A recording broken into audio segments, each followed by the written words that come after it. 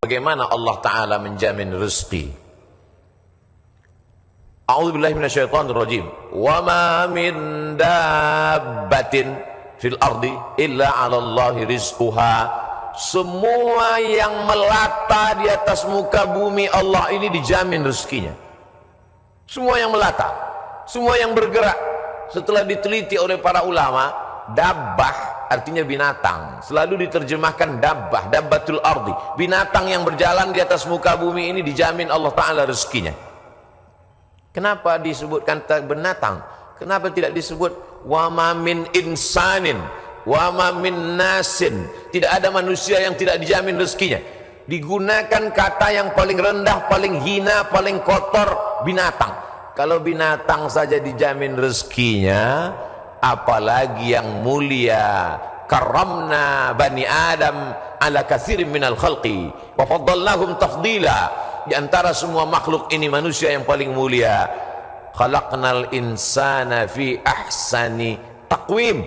Dari bentuk susunan fisiknya paling sempurna, dari bentuk keseimbangan antara akal dengan nafsunya juga sempurna. Ada yang satu ini nafsu aja, tak ada akal, binatang. Ada yang satu ini akal saja, tak ada nafsu, malaikat. Makanya kalau ada teman kita nafsu aja, tak ada akal, kita udah tahu dia sama geng mana. Maka paling sempurna bentuknya, keseimbangannya manusia. Tapi Allah tidak sebutkan manusialah yang kujamin rezekinya, tidak. Allah sebutkan yang paling hina. Kalau binatang yang kotor tidak berakal saja dijamin Allah rezekinya, apalagi manusia. Maka ada ungkapan pepatah orang Melayu, rezeki musang tidak akan dihabiskan harimau. Rezeki musang tak akan pindah ke mulut harimau. Secara fisik harimau lebih besar, secara fisik harimau lebih buas, lebih gagah, lebih tajam taringnya. Raja hutan, raja rimba. Musang biasa saja. Bahkan ada musang yang paling keren ya kopi luwak, karena itulah makanan dia. Tapi rezeki musang tidak akan mungkin dihabiskan harimau.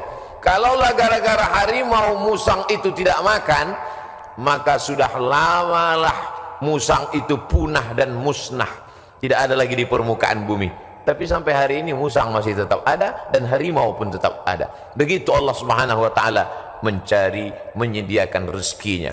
Binatang yang melata, melatanya tidak pula di atas tanah, justru dia unik. Kalau binatang yang lain kakinya di atas tanah, kepalanya dia justru terbalik, justru kaki dia yang ke atas, dia yang ke bawah. Bukan Spiderman, cicak. Makanannya pun luar biasa. Yang dia makan tidak melata tapi yang terbang, nyamuk. Bisa juga dia makan. Jadi kalau ada orang dikasih Allah Ta'ala tangan, kaki, kudrat, iradat, kemauan, kehendak, dikasih Allah Ta'ala akal sehat, badan sehat, segar bugar, tapi cemas dengan rezekinya, dia mestinya malu dengan cicak. Kemudian bagaimana Allah Subhanahu wa Ta'ala membagi rezeki itu? Lau tawakkaltum 'ala Allah haqqa tawakkulih. Kalau kamu bertawakal kepada Allah sebenar-benar tawakal, la razaqakum kama ruziqat thair. Kamu diberi Allah rezeki sebagaimana seekor burung mendapatkan rezeki. Bagaimana seekor burung mendapatkan rezeki? Taghdu khimasan wa taruhu bitanan. Terbang keluar sarang pada waktu pagi dalam keadaan perut kosong dan pulang dalam keadaan perut kenyang. Sampai hari ini belum ada burung yang tidak mau terbang karena khawatir dapat rezeki atau tidak. Burung merpati terbang tinggi, tahu dia di mana letak sarangnya dan pulang dia dalam keadaan perut kenyang. Padahal yang diberikan Allah kepada dia cuma dua, paruh dengan cakar kakinya. Dengan dua itu bisa dia makan. Uniknya burung-burung ini adalah makanannya berada di dalam air, dia di atas udara, lalu kemudian dia hanya sebentar saja memantau, masuk dia ke dalam dan bisa diangkat kembali. Kalau tidak percaya pada isi ceramah saya ini, sering-sering nonton film yang isinya binatang aja, tentang flora dan fauna, tentang hewan, tentang burung.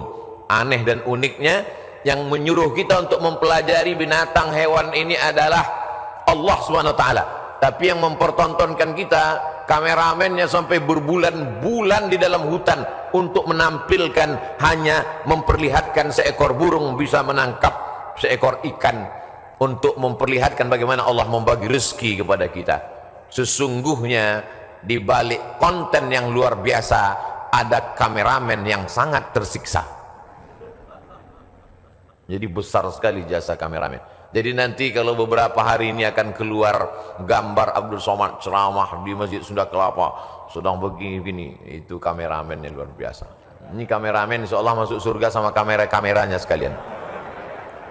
Saudara yang dimuliakan, cuman kameramen kalau bisa matanya harus seimbang, jadi jangan selamanya begini, jadi sekali-sekali begini, sekali-sekali. Saya khawatir nanti setelah tua matanya begini. Selalu ada keseimbangan. Saudara yang dimuliakan Allah SWT, kamera itu pun juga adalah rezeki. Kenapa? Yuntafa'u bihi. Kapan kamera menjadi rezeki? Ketika dia bermanfaat. Kalau kamera hanya untuk mengambil gambar orang yang membuka aurat, maka itu bukan kamera rezeki, itu namanya kamera Sony.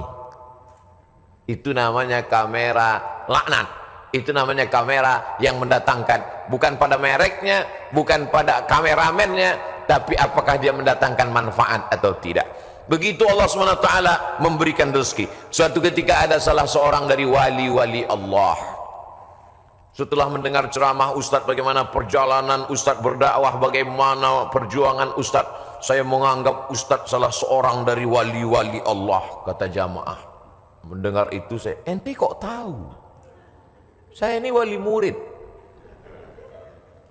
Kaedah kewalian, la ya'riful wali illal wali. Yang tahu bahwa itu wali adalah wali juga. Jadi kalau ada orang mengatakan, menurut saya Kiai Anu itu wali, berarti dia wali. Lalu siapa yang tahu bahwa dia wali? Kamu mengatakan Kiai itu wali? Iya. Terus yang ngangkat kamu jadi wali siapa? Saya sendiri, kata dia. Ini namanya buceri, bule ngecat rambut sendiri. Karena dia klaim saja ada seorang wali Allah.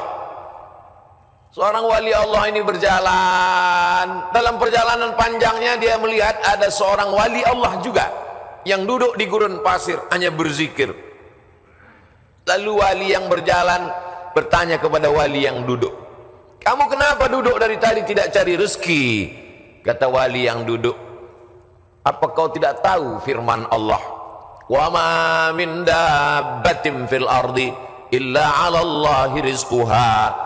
Semua makhluk yang melata di atas muka bumi Allah, rezekinya sudah dijamin Allah. Percaya kepada ayat ini? Percaya, aku wali Allah. Kalau percaya kepada ayat bahwa rezeki dijamin Allah, untuk apa lagi kita cari rezeki? Kalau kau tidak percaya bahwa rezeki dijamin Allah, lihatlah di atas pohon kurma itu ada seekor burung, sejak telurnya menetas sayapnya patah, dia tidak bisa terbang, tapi dia tetap menjadi burung yang besar di atas pohon kurma. Kenapa? Kita lihat nanti. Tak lama terlihat datang burung lain membawakan makanan. Datang burung membawakan cacing, datang burung membawakan ikan. Naik ke atas pohon kurma yang di atasnya ada seekor burung yang patah sayap. Begitulah kalau Allah berkehendak, rezekinya dijamin Allah, dia tidak perlu terbang. Datang burung lain membawakan. Burung yang datang ini bukan ojek online. Burung lain datang membawakan tanpa perintah manusia. Allah memerintahkan hatinya. Oh, begitu. Iya. Lalu apa kata wali Allah yang berdiri kepada wali Allah yang duduk? Kenapa kau tidak amalkan sunnah al-yadul ulya khairum minal yadis sufla? Kenapa engkau tidak memilih menjadi burung yang mendatangkan cacing dan ikan? Kenapa justru memilih menjadi burung yang duduk menunggu makanan datang?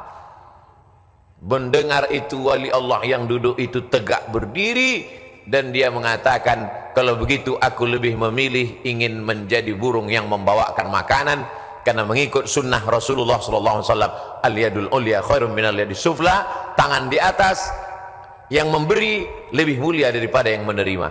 Artinya apa? Dengan rezeki, mencari rezeki, punya rezeki bermanfaat, maka orang itu lebih tinggi derajatnya daripada beriman, yakin, tapi hanya menanti, menunggu. Makanya dalam Islam diajarkan al-mu'minul qawiyyu, seorang mukmin yang kuat, kuat fisiknya, kuat otaknya, kuat ilmunya, kuat finansialnya, kuat duitnya. Khairun, dia lebih baik di hadapan Allah. Wa ahabbu ilallah, lebih dicintai Allah. Minal mu'minid dha'if, daripada mukmin yang lemah. Wali Allah kalau menerima hadis mudah dia menerima. Ini contohnya wali Allah, begitu menerima hadis langsung dia terima, dia langsung tegak berdiri. Jadi kalau ada hari ini orang yang diyakini sebagai wali Allah tapi bertentangan dengan sunnah-sunnah Rasulullah, maka sesungguhnya bukan wali Allah. Jadi wali apa? Wali setan. Suatu ketika ada seorang wali Allah membawa murid-muridnya untuk menemui seseorang yang dikatakan wali Allah. Diceritakan dalam kitab Ar-Risalah Al-Qushairiyah, Imam Abul Qasim Al-Qushairi. Murid-murid, kita mau ketemu dengan seorang wali Allah. Di mana Tuan Guru? Di masjid. Dia tidak pernah keluar masjid, dia dalam masjid. Ya, sampai di dalam masjid bertemu dengan wali Allah, bersalaman. Tiba-tiba orang yang dikatakan wali Allah itu, maaf, meludah dalam masjid. Lalu kemudian saat itu juga sang guru berkata, mari kita tinggalkan orang ini bukan wali Allah. Kenapa Tuan Guru? Dia banyak karamahnya, dia mulia.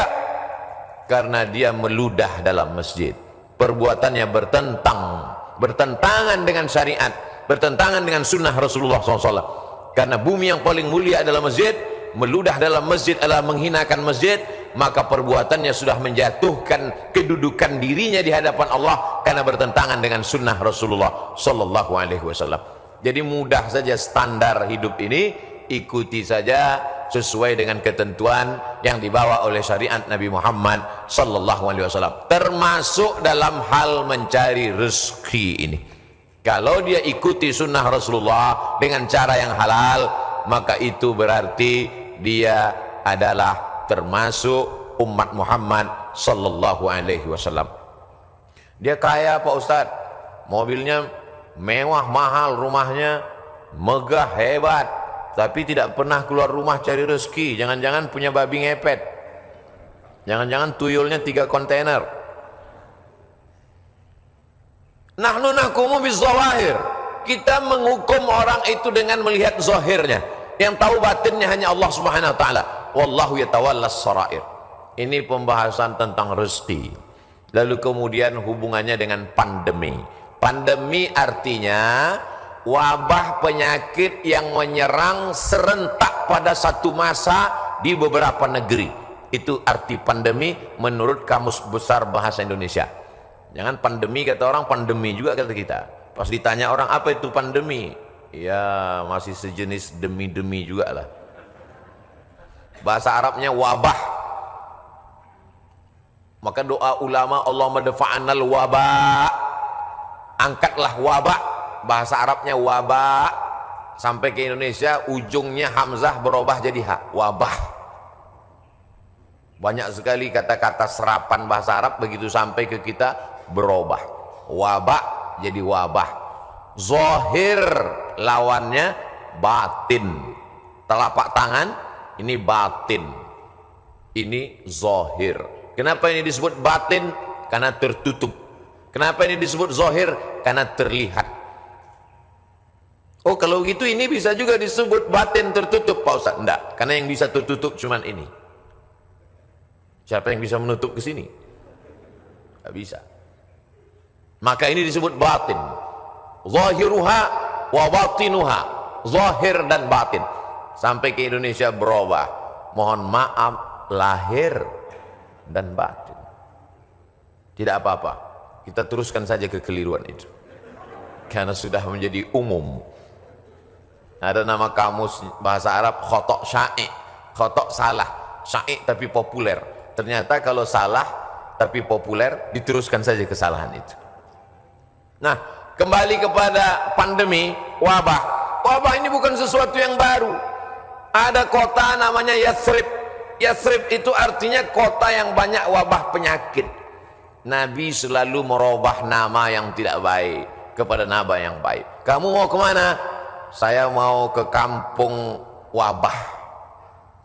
Namanya saja sudah membuat kita memberikan efek negatif. Nama Abdul Somad, tempat tanggal lahir wabah COVID-19, maka memberikan efek yang tidak baik. Maka Nabi merubah nama yang tidak baik. Yathrib dirubah Nabi namanya menjadi Al-Madinah Al-Munawwarah, kota peradaban yang terang benderang. Kenapa terang benderang? Ketika Nabi datang ke sana, maka terang benderanglah hati mereka, terang benderang pikiran mereka, terang benderang kota Madinah. Mereka sambut dengan Tola'al Badru alaina. Badru artinya bulan purnama yang terang benderang. Kalau bulan itu bulat, namanya Badar. Kalau bulannya masih sabit, namanya hilal. Yang selalu dicari-cari orang, hilal. Hati-hati kalau ibu punya suami hilal. Saudara yang dimuliakan Allah Subhanahu wa taala. Maka pandemi, wabah menyebar sudah terjadi sejak lama. Makanya dalam hadis dikatakan al-mat'unu syahid. Orang yang meninggal karena wabah ta'un, wabah penyakit, pandemi, maka dia mati syahid. Saudara kita, sahabat kita, kawan kita, tetangga kita, satu sekolah dengan kita, meninggal dunia. Berikan kabar gembira kepada istrinya kalau suaminya meninggal. Sabar Pak, dia meninggal sebagai seorang syahid. Wala taqulu liman yuqtalu fi sabilillahi amwat. Jangan kau katakan orang yang mati syahid itu mati. Bal ahya, mereka hidup. Tapi mereka meninggalnya ketika mau Idul Fitri, Pak Ustadz, bajunya sudah dibeli. Ada yang lebih sayang kepada dia daripada kita.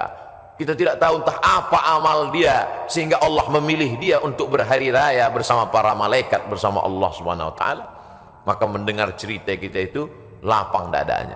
Kata-kata kita mestilah menjadi setawar sedingin, menawarkan hati yang luka, mendinginkan hati yang panas dari ucapan kata-kata yang menyejukkan. Kalau kita tidak bisa menenangkan orang dengan materi, maka tenangkanlah dengan kata-kata. Rezeki di masa pandemi berkurang. Berapa banyak pegawai, pekerja perusahaan yang di PHK, dirumahkan, kolaps perusahaan, bisnis. Bahkan ada seorang bisnismen yang cerita ke saya, Ustadz Somad, semua bisnis buatan manusia hancur roboh diterjang badai pandemi COVID-19. Yang bisa bertahan adalah yang buatan Allah Subhanahu wa taala. Tanaman kelapa sawit, harga karet, kelapa bertahan. Bisnis yang diciptakan, dibuat manusia, dikreasikan manusia, tumbang Pak Ustaz. Tapi orang beriman tidak pernah berputus asa. Kenapa? Karena dia melihat, memandang itu sebagai hakikat yang datang dari Allah Subhanahu wa taala. Dia berpikir cerdas. Dulu ketika rezeki saya lancar, bisnis saya sampai tidak sempat ke masjid Ustaz, sampai tidak sempat ikut pengajian. Alhamdulillah, dengan adanya pandemi ini kami masih bisa menyekolahkan anak, masih bisa makan, mungkin rezeki berkurang, tapi saya lebih sering ngaji Pak Ustaz. Oh, jadi kamu sering pengajian? Iya, tapi wajah kamu nggak pernah terlihat. Saya pakai masker Pak Ustaz. Kamu sering ikut kajian saya? Ikut Pak Ustaz, tapi saya nggak pernah ngelihat kamu. Saya jamaah online Pak Ustaz. Insya Allah yang ikut pengajian online, surganya tetap offline. Jadi jangan khawatir. Ini ada juga ustaz-ustaz yang menakut-nakuti jamaah, yang selama ini hanya online saja, surganya pun online. Untung jamaahnya kurang cerdas. Kalau jamaahnya cerdas, mana ada surga online? Surga online itu surga bid'ah. Saudara yang dimuliakan Allah Subhanahu wa taala, jadi ketika kita melihat sesuatu itu dengan perenungan, maka sesungguhnya ada hikmah yang luar biasa di balik apa yang diberikan Allah. Asa an takrahu syai'an, boleh jadi kau benci sesuatu, fa huwa khairul lakum, tapi di balik kebencian kamu itu ada manfaat, hikmah yang luar biasa. Asa an takrahu syai'an, boleh jadi kamu tidak suka pada sesuatu. Wa yaj'alallahu fihi khairan katsira, dijadikan Allah di balik itu semua ada kebaikan-kebaikan. Tapi kadang kita susah untuk berpikir cerdas, cermat, jernih di tengah hiruk pikuk suara orang banyak. Gimana kata kalau kita mau berpikir saat di tangan kita dua handphone, yang satu IG, yang satu Instagram? Gimana kita mau berpikir jernih di saat kita sedang di tengah orang yang pikirannya berkecamuk? Maka bangunlah di tengah malam, seperti jamaah yang dikatakan protokol tadi, yang datang jam 3 malam ke masjid. Kalau dia sampai ke masjid jam 3, tentu bangunnya jam 2. Yang sholat subuh jam 7.30, nggak tahu bangunnya jam berapa.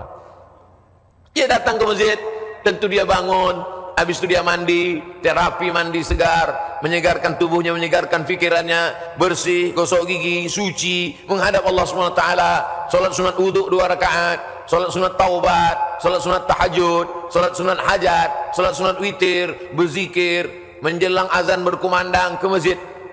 Jernih pikirannya melihat ini. Kalaulah orang rezekinya seret, rezekinya mampat, lalu kemudian dia alihkan konsentrasinya untuk melepaskan sejarah kerisauannya dengan narkoba, dengan khamar, dengan pergaulan bebas, sesungguhnya dia hanya sedang mengalihkan satu masalah, masalah kecil sedang dia alihkan kepada masalah yang besar. Gimana ibu? Bisnisnya sejak Covid ini makin turun atau makin? Alhamdulillah Pak Ustaz, alhamdulillah ada Covid. Alhamdulillah pula dia bilang ada Covid. Kenapa? Selama ini saya kalau mau buka usaha mesti sewa ruko, mesti sewa tempat. Hari ini saya bisa bisnis online Pak Ustaz. Saya cukup buat pasang iklan, masak di dapur sendiri, menggunakan jasa teman-teman yang bisa mengantar, akhirnya makan. Berapa banyak saudara-saudara kita yang hari ini bisnisnya tetap berjalan. Dengan cara apa? Dengan cara online. Cara menyampaikan makanannya saja yang online, makanannya tidak online. Bukan berarti makanan itu digambar lalu dikirim. Makanannya tetap diantarkan dan berjalan. Kenapa? Karena ketika kita duduk dengan tenang, maka akan ada ide-ide yang diberikan Allah Subhanahu wa taala. Yang menenangkan hati itu siapa? Allah. Huwallazi anzala sakinata. Allah taala yang menurunkan ketenangan fi qulubil mu'minin, ke dalam hati orang beriman. Tapi tidak semua bisa begini. Apotik, jual obat, minyak kayu putih, haba sauda, madu, justru di musim-musim ini peningkatannya luar biasa. Kenapa? Karena orang takut. Kalau orang takut, dia cemas, dia ngeri, dia suka minum herbal, lalu kemudian dia dengarkan hadis yang disampaikan Ustaz, habbatus sauda syifa'un min kulli da'. Habba sauda, jintan hitam, Arab, obat dari segala macam penyakit. Yang tidak bisa diobatinya hanya tua dan mati saja. Yang lain daripada itu bisa diobatinya. Alaikum bisyifa'aini, hendaklah kamu berobat dengan 2 penyembuh, al-asal, madu, wal Qur'an. Wa nunazzilu minal Qur'ani ma huwa syifa'. Kami turun Al-Qur'an itu sebagai obat, sebagai penyembuh, sebagai penawar. Maka diamalkan mereka ruqyah, habba sauda, herbal, madu, jintan, ostul hindi, maka luar biasa. Tapi saya tidak bisa berpindah dari bisnis ini ke sini Pak Ustaz. Loh, yang mengatakan engkau tidak bisa bisnis dari pakaian ke herbal itu siapa? Kita sendirilah yang mengkerangkeng pemikiran kita. Kita yang membuat aturan, kita yang membuat diri kita terjebak. Saya sudah usaha pakaian, maka saya tidak bisa berpindah ke usaha lain. Yang membuat kaedah itu diri dia sendiri, dia sendiri membuat kerangkeng, dia sendiri yang berada di dalam, dia sendiri yang menguncinya. Itu sama seperti orang yang membuat kerangkeng besi, dia masuk ke dalam, dia kunci dari dalam, dia buang kuncinya keluar. Dia mengkerangkeng dirinya.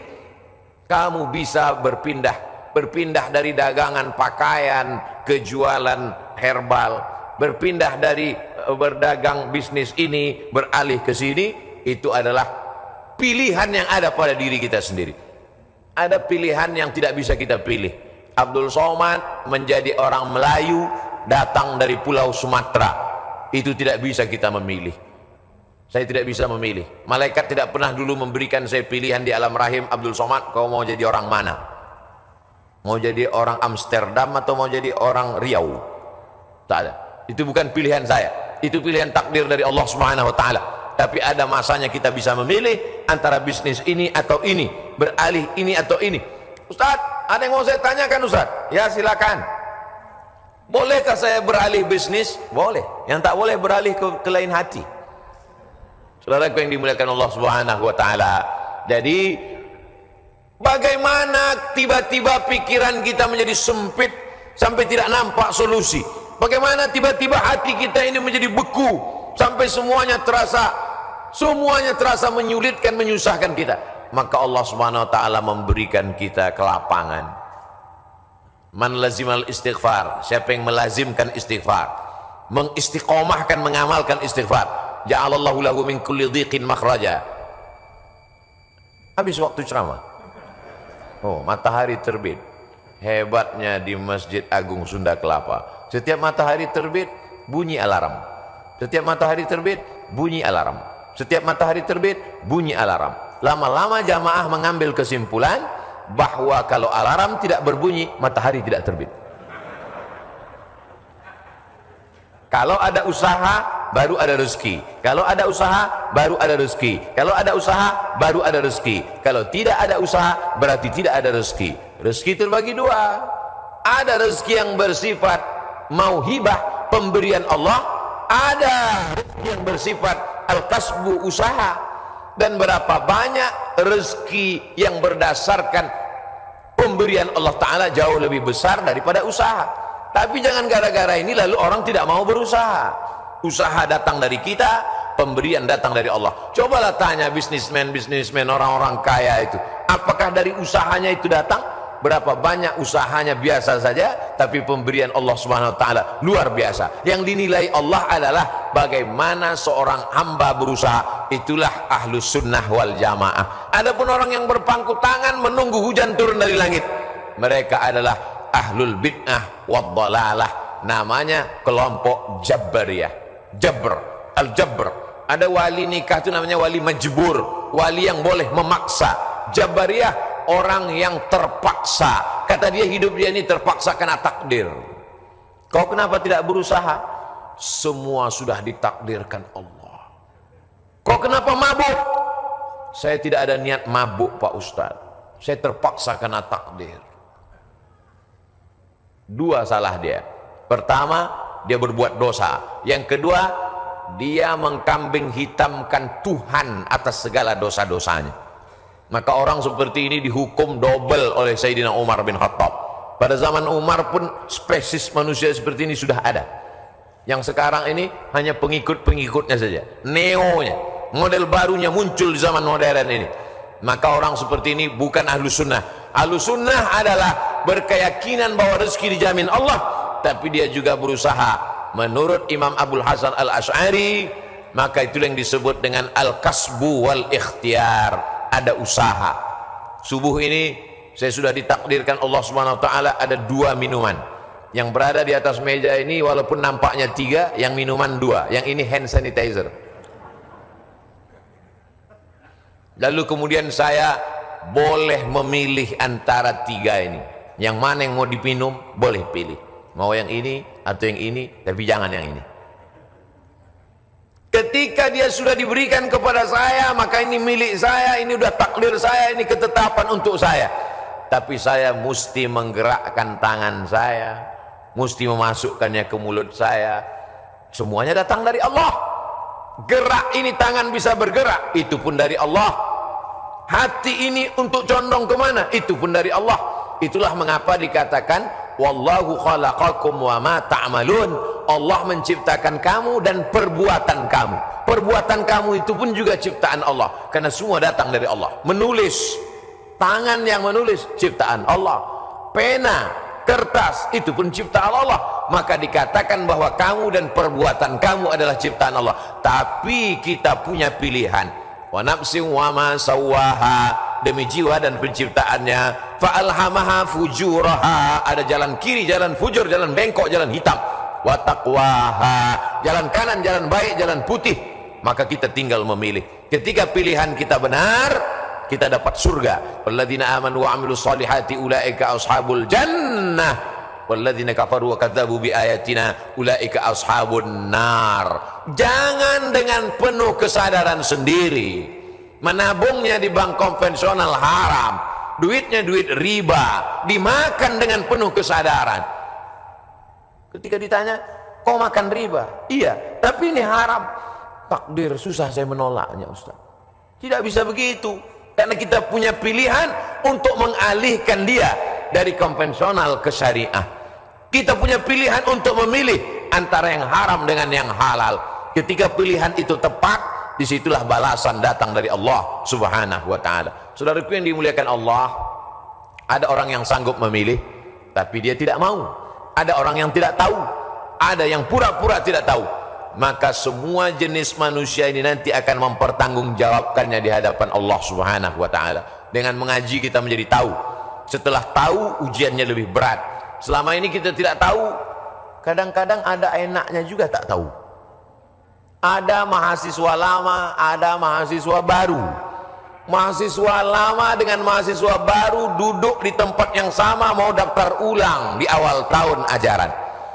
Tiba-tiba turun seseorang lewat. Mahasiswa lama lari pontang-panting, mahasiswa baru nyantai sambil duduk merokok, ngelihat cuek aja. Memangnya yang lewat itu siapa? Rektor. Kenapa mahasiswa lama lari pontang-panting? Dia kenal, dia tahu. Kenapa mahasiswa baru cuek saja seperti tak ada masalah? Karena tidak tahu. Makanya banyak orang sekarang tidak mau tahu dengan agama. Kenapa? Karena kalau saya tahu nanti jadi takut. Padahal takut itulah yang dipesankan oleh khotib di atas mimbar. Takutlah kepada Allah. Itulah yang kita tanamkan selama Ramadan 30 hari. 30 malam, malamnya qiyam, siangnya siam.